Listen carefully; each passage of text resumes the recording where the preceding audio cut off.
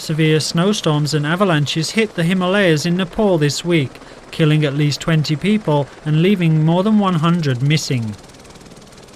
As many as 200 trekkers were making their way from the peak of Thorong La to Muktanar Temple when a blizzard and avalanche occurred in the area on Tuesday afternoon.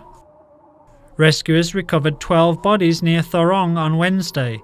2 Israeli trekkers and 2 Polish nationals were among the dead. In Manang district, 4 Canadians and 1 Indian tourist were buried in an avalanche.